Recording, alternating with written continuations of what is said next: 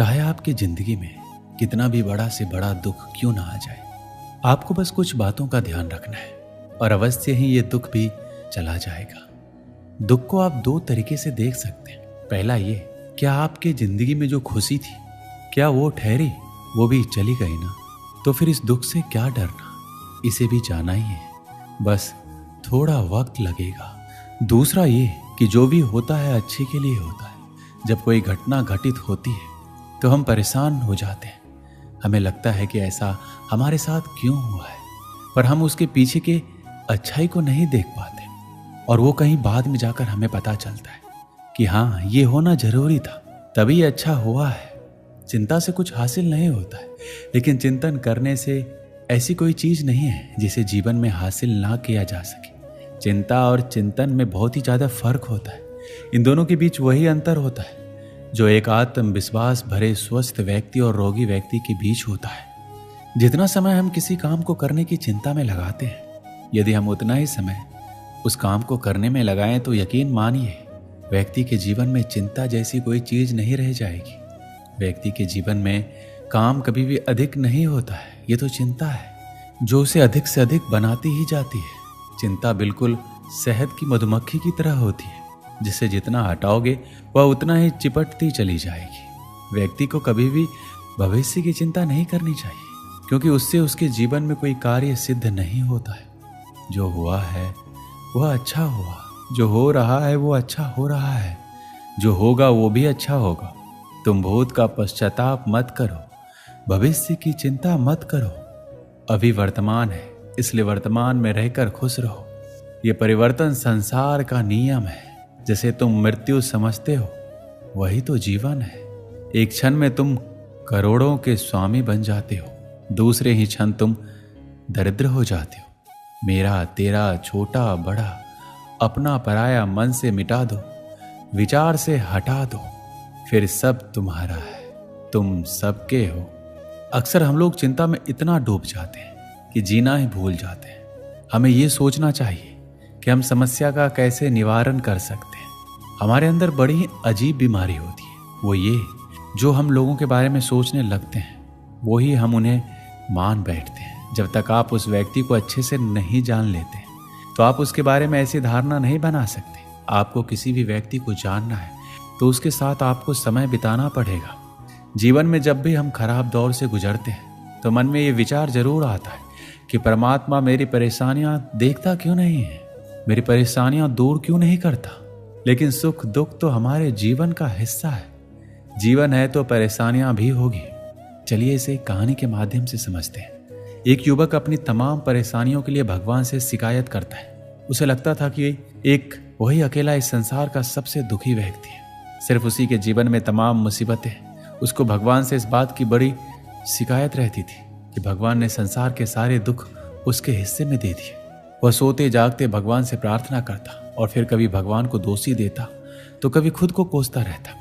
अब वह करे भी तो क्या करे, एक मुसीबत खत्म होती नहीं कि दूसरी आ जाती। एक दिन उसने सोने से पहले प्रार्थना की, प्रभु मैं आपके सामने कहता कहता थक गया, अब और हिम्मत नहीं बची मेरे अंदर। एक अंतिम बार कह रहा हूं, कृपा करके मेरी प्रार्थना सुन लीजिए।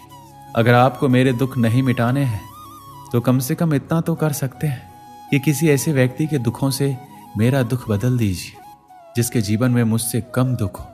हमेशा के लिए नहीं तो कम से कम कुछ महीने के लिए ही सही, थोड़े दिन के लिए मुझे भी कुछ राहत मिल जाए। अब भगवान ने उस व्यक्ति की आखिरी इच्छा सुन ली और उसे उस रात सपने में भगवान दिखे।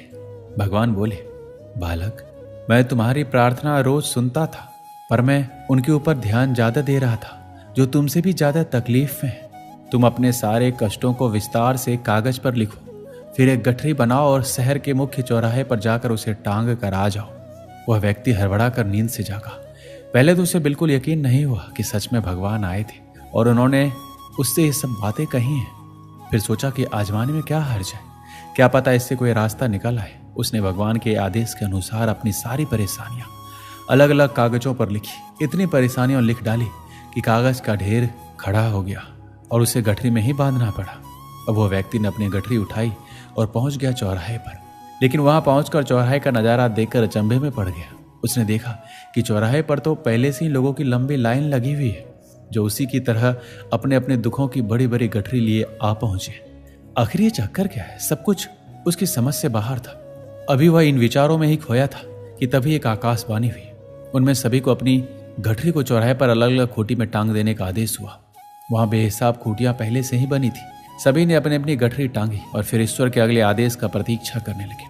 कुछ ही देर में दोबारा से आकाशवाणी हुई और सबसे कहा गया कि सभी लोग अंदाजे से कोई ऐसी गठरी उठा ले जो उन्हें अपनी परेशानी की गठरी से हल्की समझ में आती हो। अब उन्हें वही दुख भोगने होंगे जो उनकी चुनी हुई गठरी में दर्ज होंगे। आकाशवाणी सुनते ही सभी लोग हल्की से हल्की गठरी को लपकने के लिए दौड़े। सबके साथ वह व्यक्ति भी नई गठरी चुनने के लिए भागा।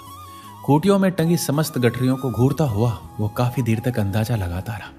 अब उसे एक डर था, कहीं वह कोई ऐसी गठरी ना उठा ले जिसमें पहले से भी ज्यादा दुख हो। अगर ऐसा हुआ तो परेशानी और बढ़ जाएगी और मुझे लेने के देने पड़ जाएंगे। अब उसके मन में तरह तरह के विचार आने लगे। वह सोचने लगा कि कम से कम वह अपने दुखों से भली भांति परिचित तो है। कहीं ऐसा ना हो चुनी गई नई गठरी में दुख और भी ज्यादा पीड़ादायक हो जाए। ऐसे विचारों में खोया हुआ एक के बाद एक गठरी के सामने से गुजरता, लेकिन तय नहीं कर पाया कि कौन सी गठरी चुनी जाए। उसे यह भी डर था कि कहीं कोई उसकी गठरी ना उठा ले।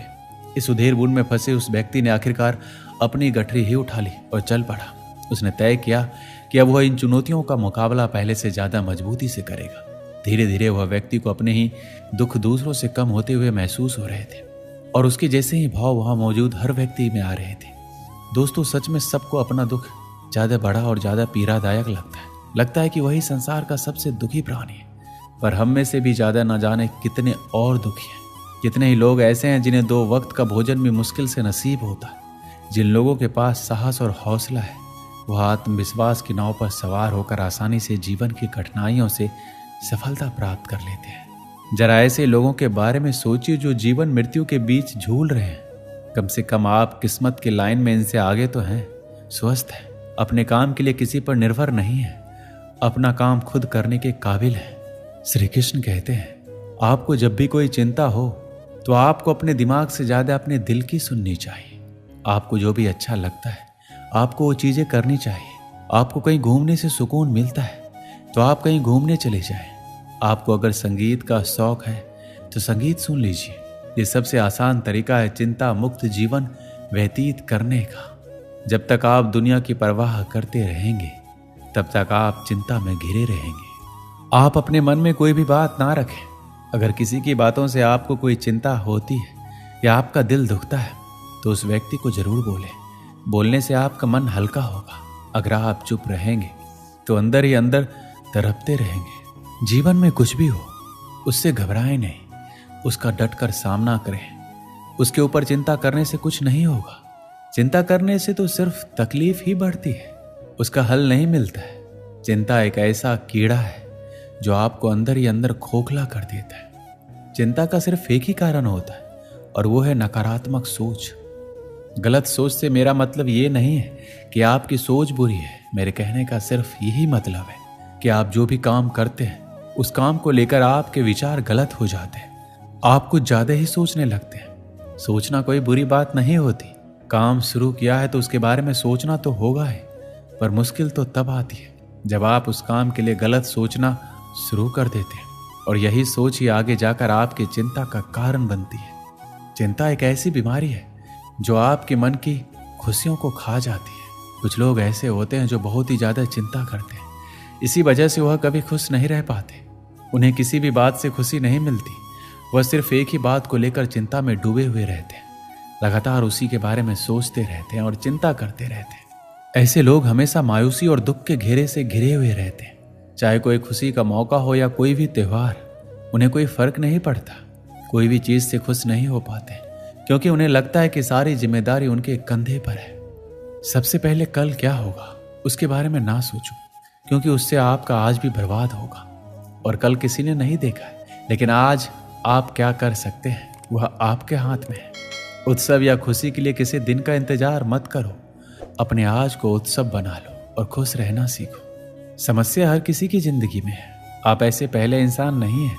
आप डरना छोड़ दो कि उनको बुरा लगेगा या फिर रिश्ते में समस्या आएगी। डरो मत, चिंता मत करो। बस ये बातें कहने की हिम्मत रखो जो आपके अंदर ही अंदर आपको खाए जा रही है और इस वजह से आप अपने आप को गवा सकते हैं, क्योंकि दूसरों की चिंता की वजह से आप अपने आप की खुशियां गवा रहे हैं, साथ ही अपने परिवार की खुशियां भी। इसलिए जिंदगी को काटो मत, जिंदगी जीना सीखो। एक बार की बात है, पुराने समय में एक व्यक्ति बहुत ही दुखी था। उसके जीवन की परेशानियां खत्म ही नहीं हो रही थी। वह निराश रहने लगा। एक दिन उसके गांव में एक संत आए। वह व्यक्ति संत से मिलने पहुंचा। बोला कि महाराज, मैं बहुत दुखी हूं, जीवन में हमेशा खुश कैसे रह सकते हैं, कृपया मुझे बताइए, मुझे खुशियां कैसे मिल सकती हैं। संत ने उससे कहा कि ठीक है, मैं तुम्हें यह राज बता दूंगा, लेकिन पहले तुम्हें मेरे साथ जंगल में चलना होगा। संत ने एक बड़ा पत्थर उठाया और उस व्यक्ति को पकड़ा दिया। संत ने उससे कहा कि यह पत्थर लेकर मेरे साथ चलो। बड़ा पत्थर उठाकर व्यक्ति संत के साथ चलने लगा। कुछ ही देर में पत्थर की वजन से व्यक्ति का हाथ दर्द करने लगा, लेकिन वह कुछ बोला नहीं और साथ चलता रहा। कुछ दूर चलने के बाद संत से कहा, महाराज, अब मैं ये पत्थर उठाकर आगे नहीं चल सकता हूँ, मेरा हाथ दर्द कर रहा है। संत ने कहा, ठीक है, ये पत्थर यहीं रख दो। पत्थर रखते ही व्यक्ति को राहत मिल गई। संत बोले कि बस यही है खुश रहने का राज।